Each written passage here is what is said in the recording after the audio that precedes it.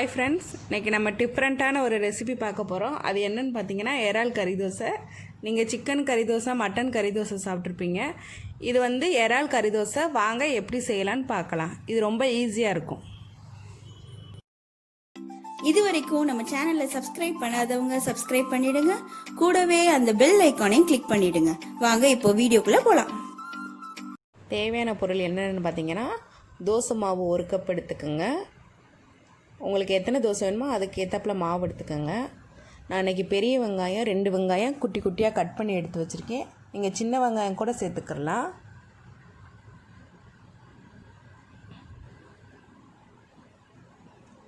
இறால் குட்டி குட்டியாக கட் பண்ணி எடுத்து வச்சுக்கோங்க. நான் இன்றைக்கி 1/4 கிலோ இறால் எடுத்திருக்கேன். முட்டை தேவையான அளவு எடுத்துக்கோங்க. ஒரு தோசைக்கு வந்து 1 முட்டை தான் மேக்ஸிமம் ஊற்றுவோம். நீங்கள் உங்களுக்கு எவ்வளோ வேணுமோ எடுத்துக்கோங்க. காரத்துக்கு தேவையான அளவு மிளகாத்தூள் சேர்த்துக்குங்க. கரம் மசாலா 1 ஸ்பூன் சேர்த்துக்குங்க. பூண்டு சின்ன சின்னதாக கட் பண்ணி எடுத்துக்குங்க. இஞ்சியும் கட் பண்ணி எடுத்துக்குங்க சின்ன சின்னதாக. நீங்கள் பேஸ்ட்டாக கூட இது 2ஐயும் அரைச்சி சேர்த்துக்கலாம். ஆனால் குட்டி குட்டியாக அது கட் பண்ணி சேர்த்தா அது நல்லாயிருக்கும். பெப்பர் தூள் 1 ஸ்பூன் எடுத்திருக்கேன். மஞ்சள் தூள் 1 ஸ்பூன். சோம்பு 1 ஸ்பூன். தக்காளி 2 குட்டி குட்டியாக கட் பண்ணி எடுத்து வச்சுருக்கேன். தேவையான அளவு எண்ணெய், தேவையான அளவு உப்பு. வாங்க எப்படி செய்யலான்னு பார்க்கலாம். ஒரு தாச்சி வச்சுட்டு ஸ்டவ் ஆன் பண்ணிக்கலாம். தாச்சி சூடாகட்டும்.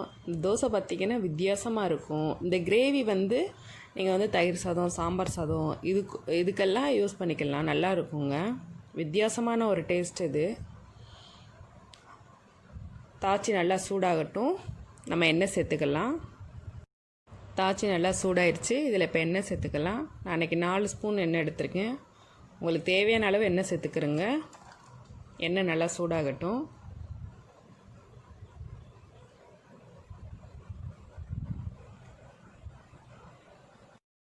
எண்ணெய் நல்லா சூடாயிருச்சு. இப்போ இதில் நம்ம சோம்பு சேர்த்துக்கிறலாம். சோம்பு 1 ஸ்பூன் எடுத்திருக்கேன். சோம்பு நல்லா பொன்னிறமாகட்டும். இதில் இப்போ நம்ம பூண்டு சேர்த்துக்கலாம். குட்டி குட்டியாக கட் பண்ணி எடுத்து வச்சுருக்கேன். அடுத்து இஞ்சி சேர்த்துக்கலாம். இதை பேஸ்ட்டாக கூட நீங்கள் சேர்த்துக்கலாம். ஆனால் இது வந்து இந்த தோசையில் வந்து குட்டி குட்டியாக இருக்கையில் சாப்பிடையில் நல்ல டேஸ்ட் கொடுக்கும் உங்களுக்கு. ஒரு தடவை ட்ரை பண்ணி பாருங்கள். இப்போ கருவேப்பிலை சேர்த்துக்கலாம். கருவேப்பிலையுமே குட்டி குட்டியாக கட் பண்ணி எடுத்துக்கோங்க. இது இப்போ நல்லா வதங்கட்டும். நல்லா கிளறி விட்டுக்கோங்க.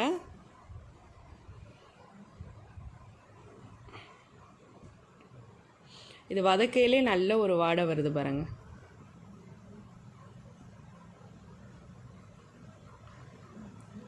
இது நல்லா வதங்கினதுக்கப்புறம் இதில் மஞ்சத்தூள் சேர்த்துக்கலாம். மஞ்சத்தூள் நான் இன்றைக்கி 1 ஸ்பூன் எடுத்திருக்கேன். சேர்த்துட்டு நல்லா கிளறி விட்டுக்கோங்க.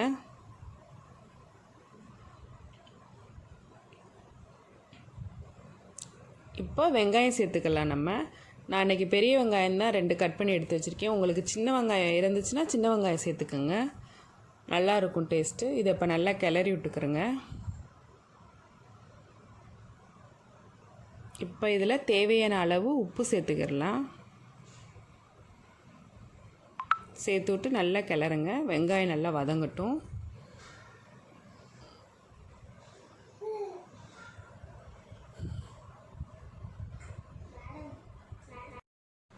பாருங்கள், வெங்காயம் நல்லா வதங்கிருச்சு.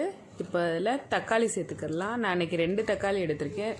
தக்காளி குட்டி குட்டியாக கட் பண்ணி சேர்த்துக்குங்க. சேர்த்துட்டு நல்லா கிளறி விடுங்க. நல்லா வதங்கணும் 2ம். பாருங்கள், 2ம் நல்லா வதங்கிருச்சு. இப்போ இதில் நம்ம இறால் சேர்த்துக்கிறலாம். நான் இன்றைக்கி 1/4 கிலோ இறாலை குட்டி குட்டியாக எடுத்து கட் பண்ணி வச்சுருக்கேன். நீங்கள் அதே மாட்டை சேர்த்துக்கோங்க. இப்போ நல்லா கிளறிக்கிறேங்க. இப்போ மிளகாத்தூள் சேர்த்துக்கலாம். நான் இன்றைக்கி மிளகாத்தூள் 1 ஸ்பூன் தான் சேர்த்துருக்கேன். நான் 4 தோசை செய்கிறதுக்காக 1 ஸ்பூன் சேர்த்துருக்கேன். நீங்கள் எத்தனை தோசை செய்கிறீங்களோ அந்தளவுக்கு நீங்கள் மிளகாத்தூள் சேர்த்துக்கோங்க. சேர்த்துட்டு நல்லா கிளறி விடுங்க. இது ஒரு 10 நிமிஷம் சிம்லே இருக்கட்டும். பாருங்கள், நல்லா எண்ணெய் திரிஞ்சு மேலே வந்திருக்கு. இதை நல்லா கிளறி விடுங்க. இப்போ அந்த பச்சை வாடெல்லாம் போகட்டும். பாருங்கள், நம்மளோட கிரேவி ரெடி ஆயிடுச்சு. இப்போ இதில் நம்ம பெப்பர் தூள் சேர்த்துக்கிறலாம். பெப்பர் தூள் சேர்த்துட்டு நல்லா கிளறி விட்டுக்கிறோங்க. உங்களுக்கு தேவையான அளவு பெப்பர் தூள் சேர்த்துக்கிறேங்க. இப்போ இந்த நான் செஞ்சேன் பார்த்தீங்களா இறால் கிரேவி, இதில் வந்து ஒரு 4 தோசை நல்லா தாராளமாக சுடலாம். உங்களுக்கு எத்தனை தோசை வேணுமோ அவ்வளோக்கு நீங்கள் கிரேவி செஞ்சுக்கிறோங்க. அடுப்பில் ஒரு தோசைக்கல் வச்சுக்கோங்க. தோசைக்கல் நல்லா சூடானவன தான் தோசை ஊற்றணும், இல்லைன்னா தோசை எடுக்க வராது. நல்லா சூடாகட்டும் தோசைக்கல். இப்போ ஒரு முட்டை எடுத்து ஒரு பாத்திரத்தில் இதை நல்லா முட்டையை நல்லா அடிச்சு விடுங்க. ஒரு தோசைக்கு வந்து பாதி முட்டையே போதும், இருந்தாலும் நான் இன்றைக்கி ஒரு முட்டை சேர்த்துக்கிறேன். இதை நல்லா கிளறி விட்டுக்குங்க. நல்லா அடிச்சுக்கிறோங்க. இப்போ நம்ம தோசை ஊற்றிடலாம். சூடாயிடுச்சு. இப்போ நம்ம தோசை ஊற்றிக்கலாம். தோசை வந்து இன்றைக்கி பார்த்திங்கன்னா ஊத்தப்பம் மட்டும்தான் ஊற்றணும், ரொம்ப எலசாக ஊற்றக்கூடாது. ஊத்தப்பம் மட்டும் ஊற்றிக்கிறேங்க லைட்டாக. இப்போ இதில் முட்டை சேர்த்துக்கிறலாம்.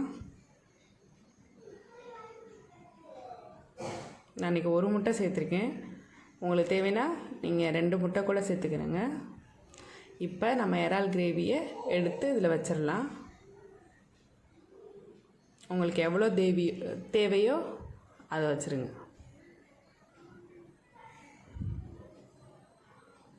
இப்போ தேவையான அளவு எண்ணெய் சுற்றி விட்டுக்கிறலாம்.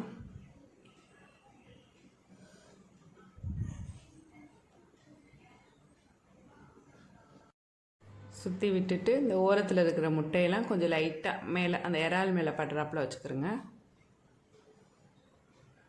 லைட்டாக பரட்டி விடுங்க. அந்த மடிச்சாப்பில் பண்ணி விடுங்க. எல்லாத்தையும் அப்படி பண்ணி விட்ருங்க. நம்ம இறால் கிரேவி வெளியில் போகாது.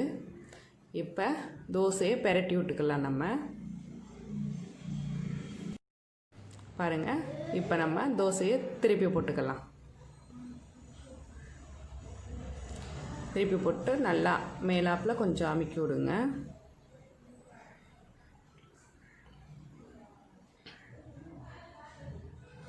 இந்த இறால் தோசை பார்த்திங்கன்னா ரொம்ப டேஸ்ட்டாக இருக்கும். உங்கள் வீட்டில் ட்ரை பண்ணி பாருங்கள், கண்டிப்பாக உங்களுக்கு பிடிக்கும்.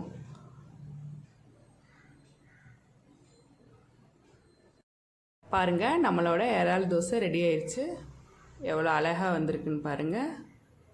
பாருங்கள், இப்படி நல்லா பொன்னிறமாக ஆகிற தொட்டிக்கும் நல்லா வேகணும்.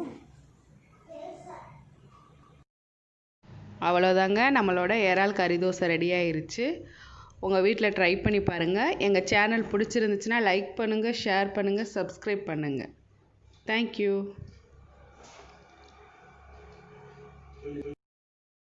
இதுவரைக்கும் நம்ம சேனலை சப்ஸ்கிரைப் பண்ணாதவங்க சப்ஸ்கிரைப் பண்ணிடுங்க.